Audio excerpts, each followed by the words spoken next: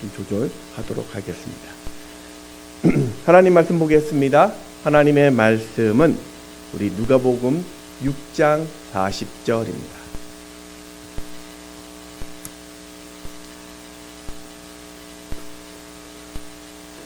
누가복음 6장 40절입니다. 한 절 말씀이거든요. 다 같이 한 목소리를 합독해서 읽겠습니다. 시작. 제자가 그 선생보다 높지 못하나 무릇 온전하게 된 자는 그 선생과 같으리라. 아멘. 네, 오늘 오신 여러분 환영하고 또 축복합니다. 오늘은 스승의 주일입니다. 이 스승의 날은요, 여러분 아십니까? 세종대왕 탄신일 5월 15일을 여기서 시작이 되었습니다. 이유는 세종대왕의 그 학문과 교육에 대한 공로를 기리고 또 스승의 사기를 높이기 위한 조치라고 이야기를 합니다. 우리가 스승의 주일을 맞아서 우리 사랑하는 우리 교사 선생님들, 그리고 또 나를 이 자리에 있게 해주신 그 분들을 좀 생각하면서 오늘은 그분들에게 이 감사의 문자 하나라도 또 이 고백으로 입술로도 참 감사합니다 이렇게 좀 전하는 그런 시간들이 되었으면 좋겠습니다. 이 중국 격언에 보면요, 산에 오르려면 그 산을 아는 자를 따르라 라는 그런 말이 있습니다. 이 말은 인생의 도전 앞에 설 때는 이 경험자의 지도가 반드시 필요하다라는 의미이기도 합니다. 현대 사회는 이 경쟁 사회를 넘어서 피로 사회다라고 이야기를 하고 있습니다. 이 한국계 독일 철학자인 한병철이 이분이 쓴 어떤 책인데요. 이 현대 사회는 성과 사회로 전환이 되었다라고 정의를 내립니다. 그래서 모든 것이 성과로 판단되기 때문에 할 수 있다라는 이 긍정적인 패러다임을 가지고 끊임없이 우리를 경쟁하게 만들어서 결국은 내 삶의 피로라든지 탈진이라든지 우울과 같은 정신적인 질환을 겪게 된다라는 그런 내용입니다. 우리는 이렇게 치열한 경쟁 속에서 인생의 산들산들을 넘어가야 할 텐데, 문제는 내가 좀 지칠 때, 또 내가 어떻게 좀 기대거나 아니면 방향이 혼선이 있을 때 좀 올바른 방향으로 안내해줄 사람이 없다라는 것입니다. 여러분, 사람은 절대로 혼자서 클 수 없습니다. 잠언서 27장 17절에 보면 철이 철을 날카롭게 하는 것 같이 사람이 그의 친구의 얼굴을 빛나게 하느리라. 이 강한 철이 약한 철을 날카롭게 깎는 것처럼 우리도 누군가의 도움을 통해서 날카롭게 깎이면서 성장하게 된다는 말입니다. 때문에 이 인생은 내가 열심히 사는 것보다 더 중요한 것이 내가 누구를 만나느냐, 어떤 스승을 만나느냐라는 것입니다. 사랑하는 여러분, 오늘 여러분은 인생에 어떤 스승을 만났고 또 지금 어떤 스승을 찾고 계십니까? 어떤 분은 돈을 잘 벌게 해주는 사람, 또 어떤 사람은 좋은 성적을 내도록 나를 지도해 주는 사람, 또 어떤 사람에게는 건강을 지켜주는 사람, 어떤 사람은 마음을 평안케 해주는 사람. 물론 이것도 중요한데요, 삶이 어지러울 때 나를 이 방향이 맞다라고 올바르게 인도해주고 이 거친 세상을 함께 헤쳐나갈 수 있는 사람이라면 바로 그가 좋은 스승일 것입니다. 그게 나이나 배움이나 관계나 그런 인기에 상관없이 내가 그를 존경할 수 있고 또 그의 말을 경청할 수 있다면 그분은 오늘 여러분의 좋은 스승일 것입니다. 그렇게 한번 생각해 본다면 오늘 여러분 주변에는 나는 정말 내가 존경할 사람이 누구가 있을까 한번 찾아보시고 생각해 보시기 바랍니다. 저를 한번 돌이켜 보니까 저에게는 우리 부모님, 저의 부모님이 저희 좋은 또 스승일 것이고 또 저희 교회 몇 번 부흥해 오셨던 이전에 섬겼던 우리 김원태 목사님이 좀 제가 존경하고요. 그리고 저는 제 아내를 존경합니다. 이게 살아보니까요, 아내 말 잘 들어서 틀린 적이 한 번도 없더라고요. 그렇지 않습니까? 남편분들 다 아실 겁니다. 자, 우리 옆에 계신 분들과 한번 인사했으면 좋겠습니다. 내가 당신을 존경합니다. 이렇게 한번 인사해 주십시오.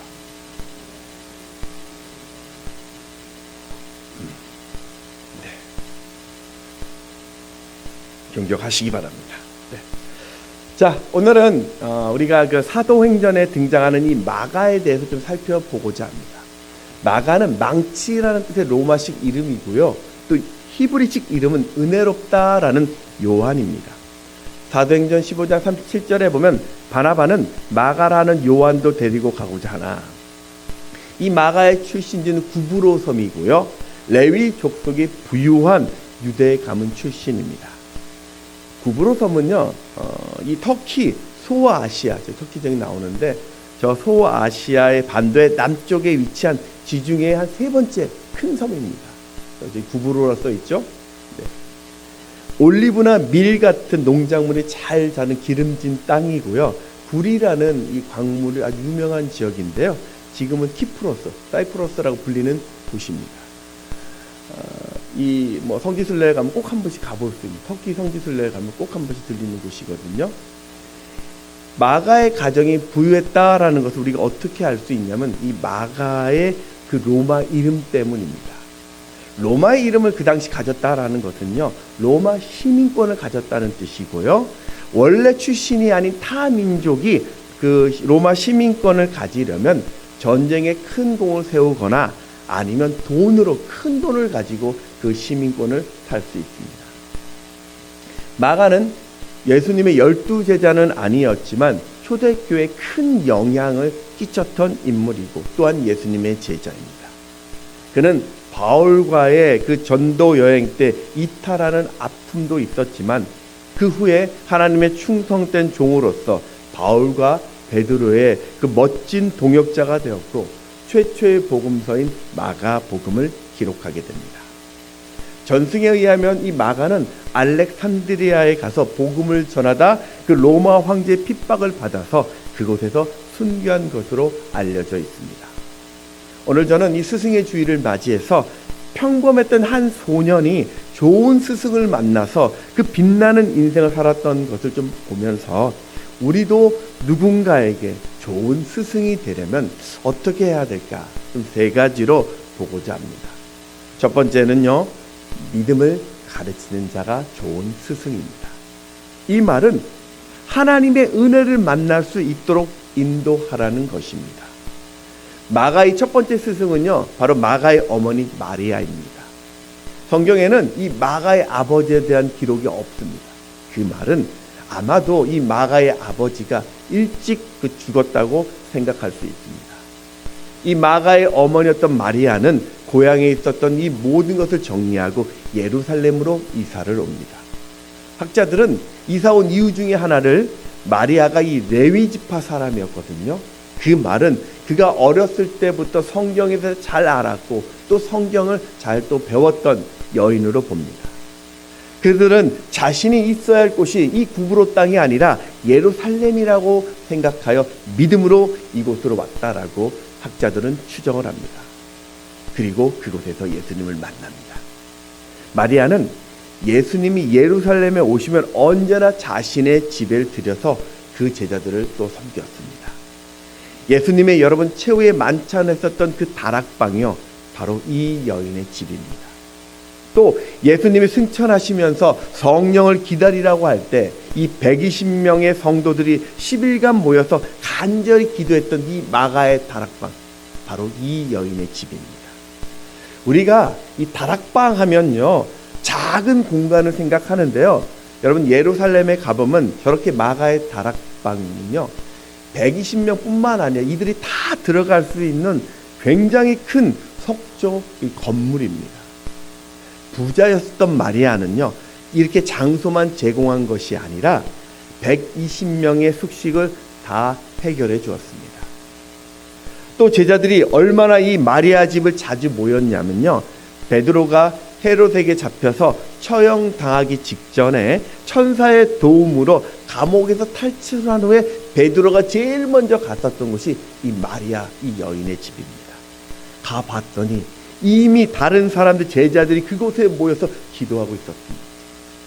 베드로가 그 마리아 대문을 두드렸더니 이 마리아 집에 있었던 로데라는 그 아이가 대문을 열어주지 않고 음성만 들어도 이 사람은 베드로구나 라고 알아보았다고 하죠. 그만큼 이곳에 자주 들었던 곳입니다. 사도행전 12장 14절에 보면 베드로의 음성인 줄 알고 기뻐하며 문을 미처 열지 못하고 달려 들어가 말하되 베드로가 대문 밖에 섰더라 하니, 이런 마리아 덕분에 그의 아들이었던 마가는 하나님의 아들이신 예수님과 함께하는 은혜를 누리게 됩니다.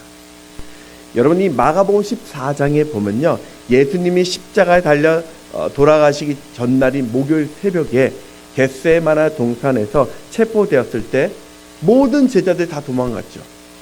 그때 잠결에 있었던 한 청년이 입던 옷을 벗고 다 도망치는 장면이 나옵니다. 마가복음 14장 우리 51절 52절인데요. 한 청년이 벗은 몸에 배 홑이불을 두르고 예수를 따라가다가 무리에게 잡힘에 배 홑이불을 버리고 벗은 몸으로 도망하니라. 여러분, 바로 이 청년이 마가입니다. 물론 믿음의 연약한 모습을 지금 보이고 있지만 제자도 아닌 마가는요, 지금 예수님이 붙잡히시기 전까지 주님 곁에 있었습니다.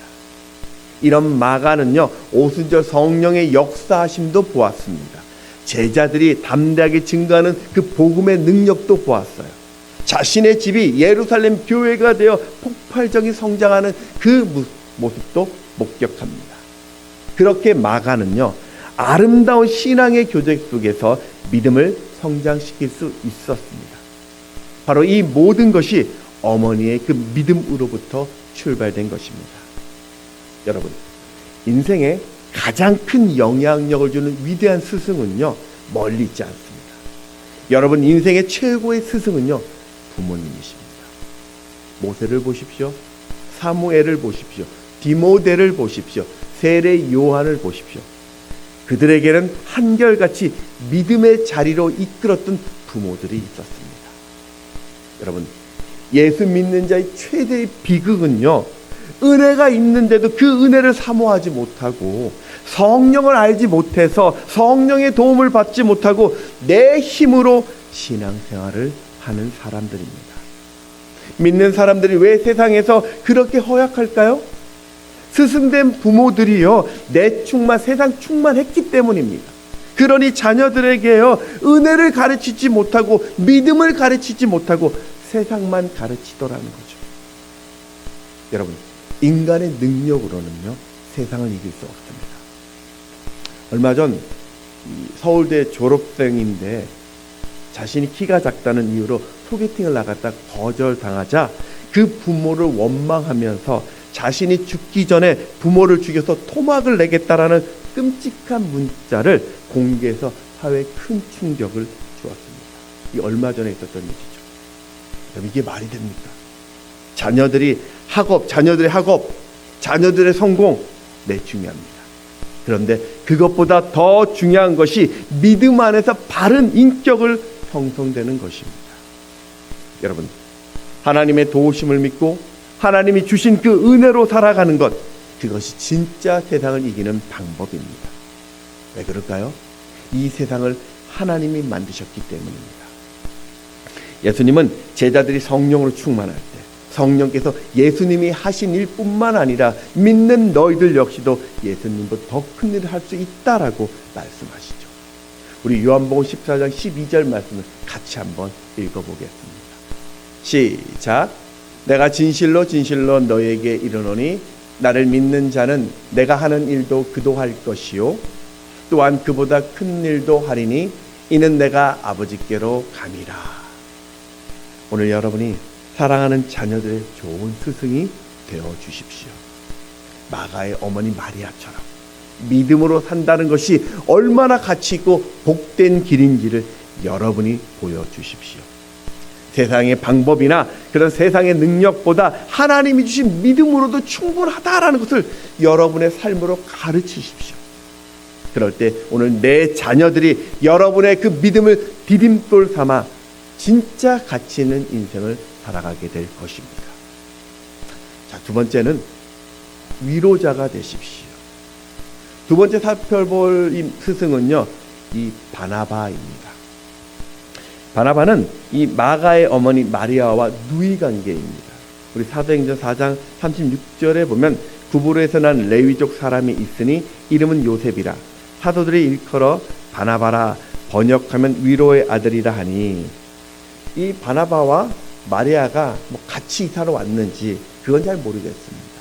성경에 나와 있지 않는데 중요한 것은 그도 예루살렘에 있었다라는 것이죠.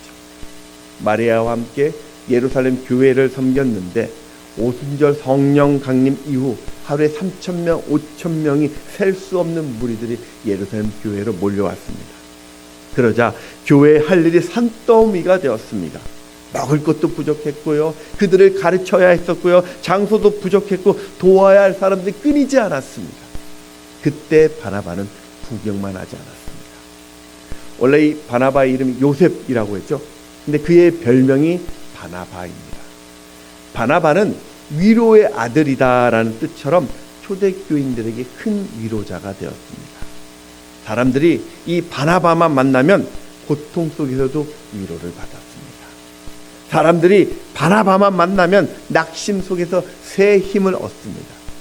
바나바만 만나면 절망 속에서도 용기를 갖게 됩니다.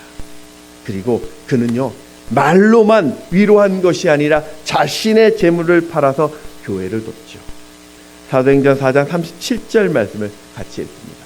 시작. 그가 밭이 있음에 팔아 그 값을 가지고 사도들의 발 앞에 두니라. 그는요, 교회의 절실한 필요를 보자 아무런 조건 없이 자신의 재물을 사용합니다. 이렇게 바나바의 따뜻한 마음에 사람들이 위로를 받게 되고 존경을 하게 된 것이죠. 초대교회가 부흥하자 대제사장들 또 그리고 종교 지도자들이 이 교회를 핍박했습니다. 그 핍박 때문에 많은 초대교인들이 세상으로 흩어지게 됩니다. 그 중에 한 무리가 수리아 안디옥으로 가서 복음을 전했고 그곳에서 예수 믿는 사람이 많아지자 예루살렘 교회에서는 누군가 그곳으로 가서 목회를 해야만 했었습니다. 그때 교회가 누구를 선택해서 보냈냐면 첫 번째로 선택한 사람이 바로 이 바나바입니다. 사도행전 11장 22절 말씀을 같이 한번 읽습니다. 시작. 예루살렘 교회가 이 사람들의 소문을 듣고 바나바를 안디옥까지 보내니. 바나바는요, 자신의 맡았던 중책을 다 내려놓고요, 안디옥 그 개척 교회를 향하여 교인들을 위로하면서 그 교회를 다시 세워가고 있습니다. 이 바나바의 위로 중에서 은혜를 받았던 사람, 바로 오늘 그 조카 마가도 있었습니다. AD 46년에 48년경에 보면 이 마가는 삼촌 바나바가 바울과의 그 전도 여행을 간다는 이야기를 듣고요, 수행원으로 동참하죠. 사도행전 13장 5절에 보면 살라미에 이르러 하나님의 말씀을 유대인의 여러 회당에 전할 때 요한을 수행원으로 두었더라. 여기서 수행원이란 뜻이요, 밑에서 노젓는 사람이라는 뜻인데요, 이게 무슨 말이냐면은 다른 사람을 시중드는 조력자라는 뜻입니다. 학자들은 아마도 이 선교팀에서 이 마가는 그 전도팀의 일정을 관리하거나 뭐 숙박이나 기타 여행의 제반 사항들을 점검하는 일을 했을 거라 생각합니다.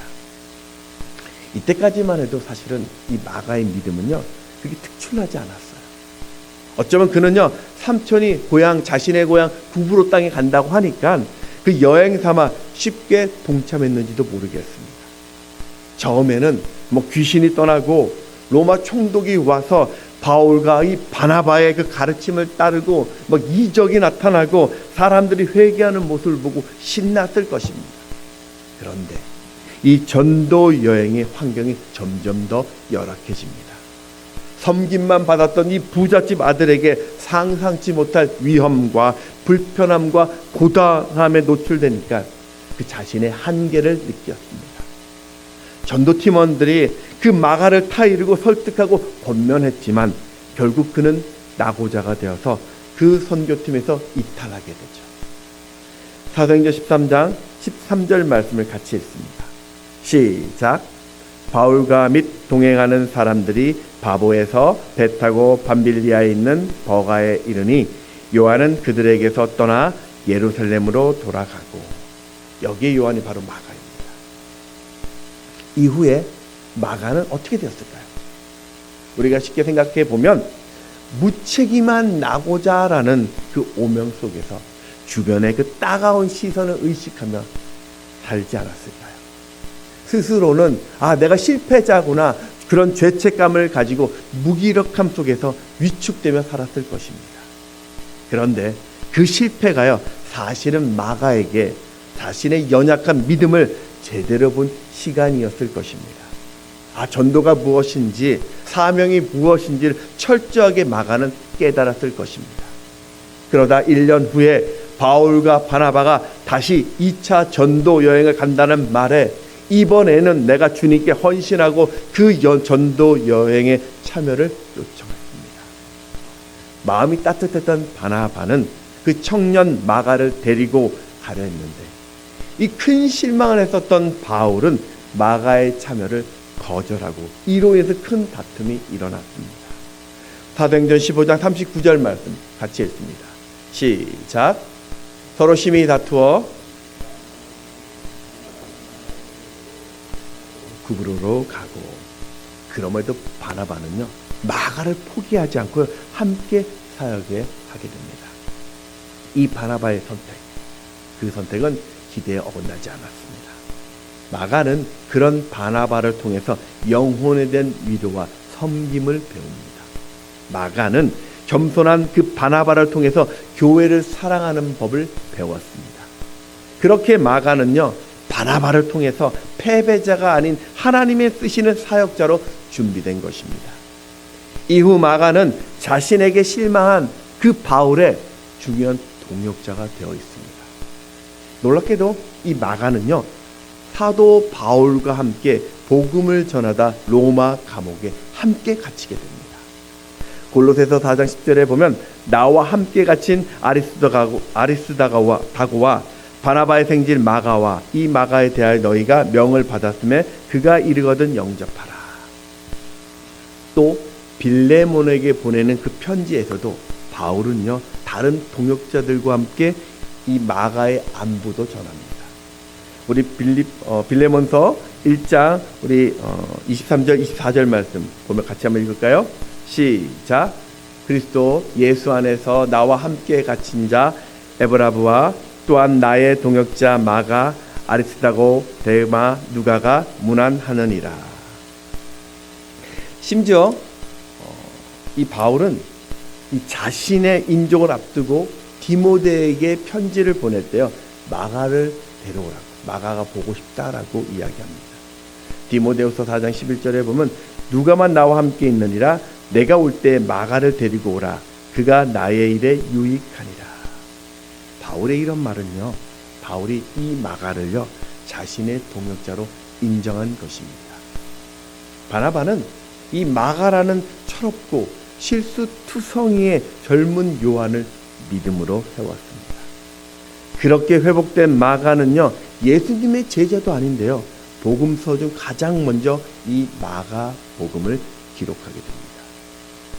마가가 왜 이 마가 복음을 기록했을까요?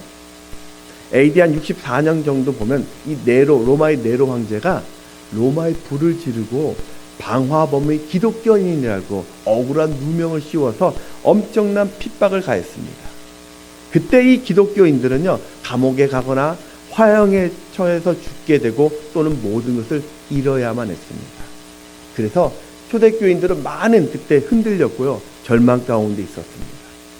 마가는 이들에게 부활하여 살아계신 예수님을 증거하려고 급히 마가복음을 기록한 것입니다.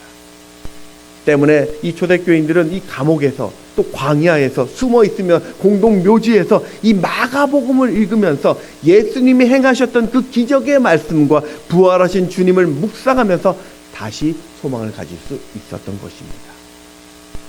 마가가 이렇게 훌륭한 복음의 조력자로 설 수 있었던 것은요, 바로 바나바의 따뜻한 위로가 있었기 때문입니다. 그 위로가 마가의 열정에 다시 불을 붙였고, 그 위로가 나고자의 오명이 갇혔던 마가를 다시 빠져나오게 했었습니다.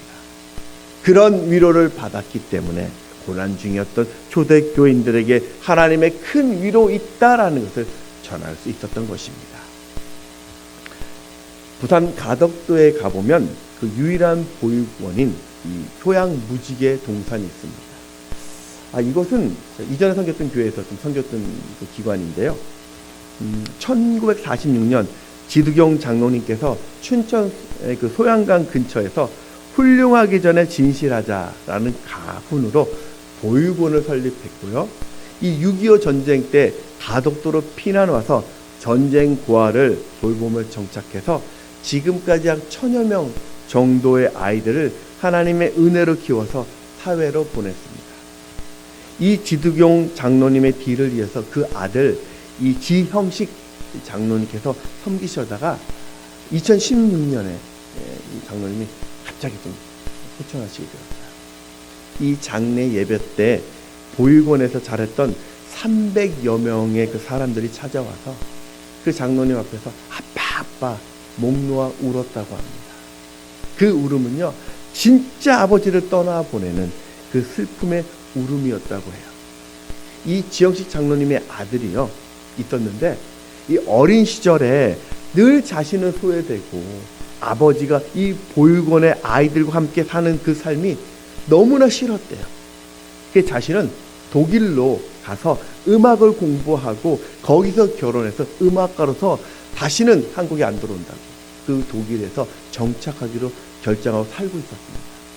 그런데 그가 이 아버지의 죽음 앞에서 수많은 사람들이 몰려와서 장로님으로 받았던 그 사랑을 나누는 것을 보면서 자신이 아버지의 그 삶이 부끄러웠던 삶이 아니라 부러운 삶이었다는 것을 깨닫게 됩니다.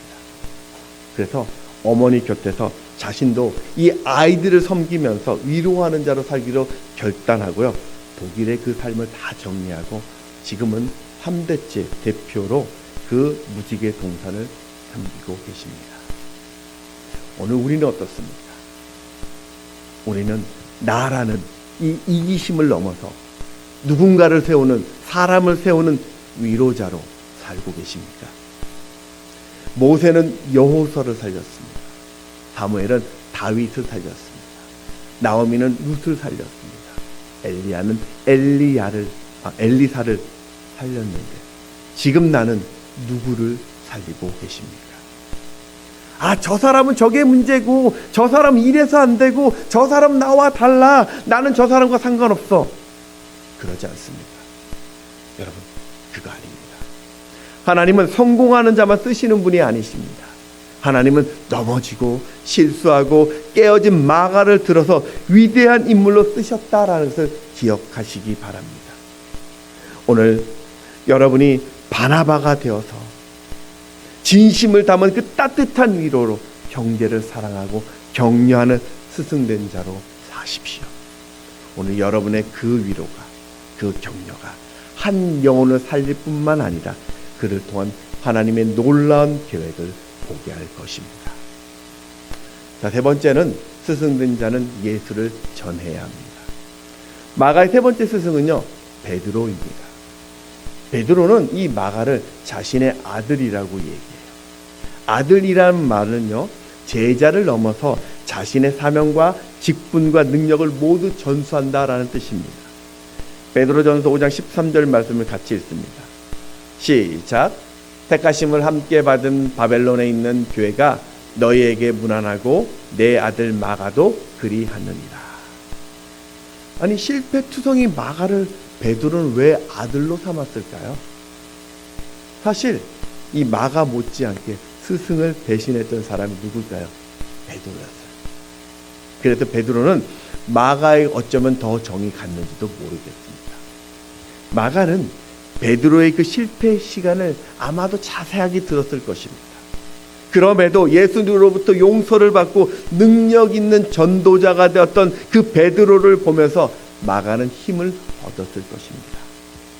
실제 마가는요 이 베드로와 늘 함께 했어요. 사도 요한의 제자였었던 이 파피아스라는 제자의 글에 보면은 이 마가를 뭐라고 설명하고 있냐면요 베드로의 통역자라고 글을 적어놨어요. 사실 이 마가는 아까 이야기한 것처럼 로마 시민권자였죠. 그 말은 헬라어가 능숙했기 때문에 아마도 이 베드로가 로마에서 복음을 전했을 때 마가는 그 옆에서 통역관으로 활동했었던 것 같습니다. 이렇게 마가는요, 베드로를 아버지로 모시고 스승으로 모시면서 복음을 듣습니다. 베드로를 통해서 영원히 사는 즐거움이 무엇인지를 알게 되었습니다. 그 베드로를 모시면서 이 땅에서의 나그네의 인생은 두렵고 떨림으로 살아야 된다는 것도 알게 됩니다. 그리고 자신이 배웠던 그것에서만 멈추는 것이 아니라 모든 사람들에게도 자신처럼 예수 만나기를 원했습니다. 이 전승에 의하면 이 마가는 마가복음을 기록한 이후에 이집트로 가서 복음을 전하다 순교한 것으로 알려져 있습니다. 여러분, 이 마가가 전한 복음을 듣고 마가의 피로 세워진 교회가 이집트의 콥틱 교회입니다. 여러분, 이집트의 인구의 80%는요 모슬렘의 수니파입니다. 그런데 마가의 순교로 세워진 콥틱 교회 성도가 이집트 인구의 약 15% 정도 되는 1700만 명 정도가 있습니다. 신기한 것은 이 콥틱 교인들은 자신의 믿음을요 자녀들에게 전수합니다. 그래서 콥틱 교회의 자녀들은요 한 7살 정도가 되면요 저렇게 오른팔이나 손목에 십자가의 작은 문신을 새겨서 평생 기독교인으로 살게 합니다. 여러분, 저 문신 작은 거 저게 대수야라고 생각하겠지만요, 이집트에서는요 저 십자가 문신이 있는 기독교인들은 취업의 제한이나 사회적인 차별을 받습니다. 물론 헌법상으로는요 종교적 차별이 없습니다.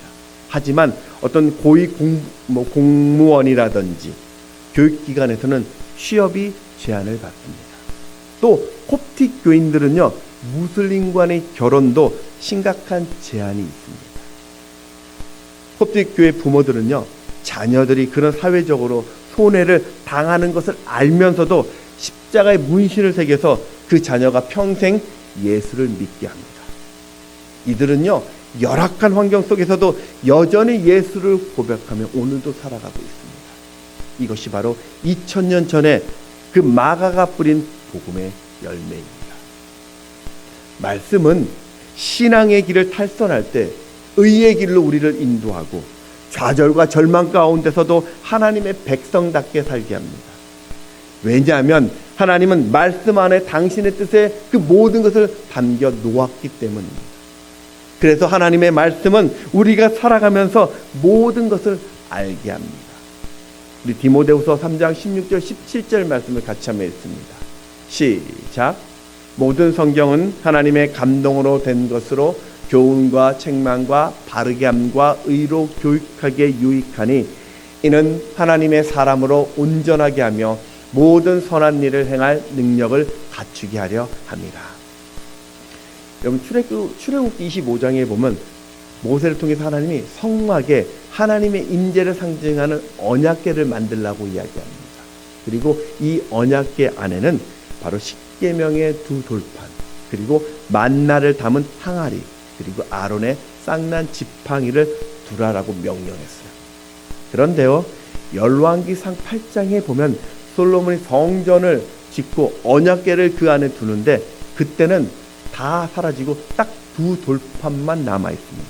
그러니까 만나고 아론의 쌍난 지팡이는 없어요.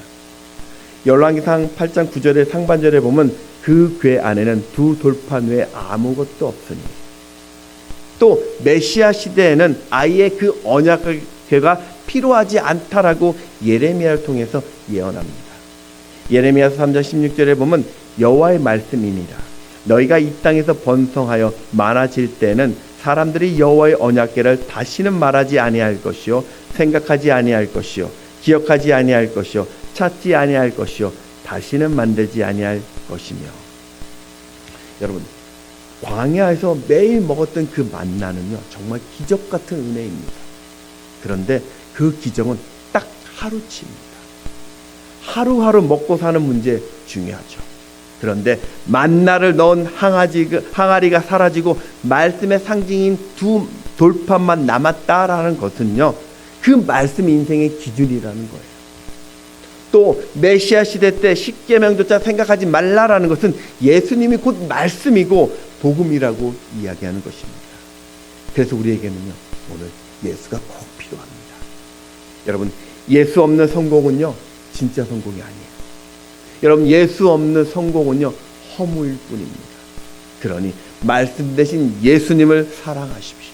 매일매일 예수를 기억하시고 그분의 말씀을 가까이 하십시오.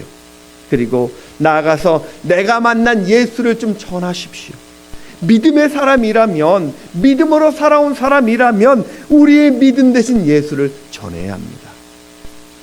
다음 주에 있을 우리 행복초청 잔치에 여러분, 바쁘다고 또 부담된다고 아무런 반응 없다고 포기하지 마시고요. 중요한 것은 복음이 뿌려질 때 생명을 얻습니다. 그러니 때를 못 얻든지 함께 동참해서 생명을 전하십시오. 그게 스승된 자입니다. 말씀을 정리하겠습니다. 마가에게는 3명의 스승이 있었어요. 첫 번째 스승은 바로 그의 어머니. 마가는 그 어머니를 통해서 믿음을 배웁니다. 여러분, 부모는요, 하나님께서 내게 주신 최고의 스승입니다. 그러니 부모된 여러분이 내 사랑하는 자녀들을 믿음의 자리로 인도하십시오. 두 번째는 삼촌 바나바를 통해서 마가는 실패를 극복하고 마가복음이라는 위대한 성경을 쓰게 됩니다. 우리가 무슨 실패를 만나든 무슨 아픔을 겪든 무슨 실수를 해도 하나님의 자녀라는 가치는 변하지 않습니다. 그러니 하나님의 사랑과 위로를 전하는 자 되십시오. 마지막 3번째는 마가는 베드로를 스승으로 모시면서 로마에까지 가서 복음을 전하다 순교의 제물이 되죠. 인생의 최고의 스승은 우리를 예수께로 인도하는 자라는 것, 이 사실을 잊지 마시고 예수를 증거하는 삶을 사시기 바랍니다. 그렇게 여러분이 만나는 사람마다 행복한 인생을 살게 하는 좋은 스승 되시기를 주의 이름으로 축원합니다. 찬양하겠습니다.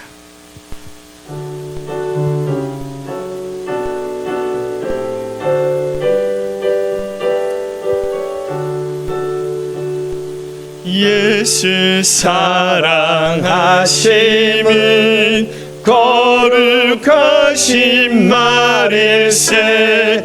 우리들은 약하나 예수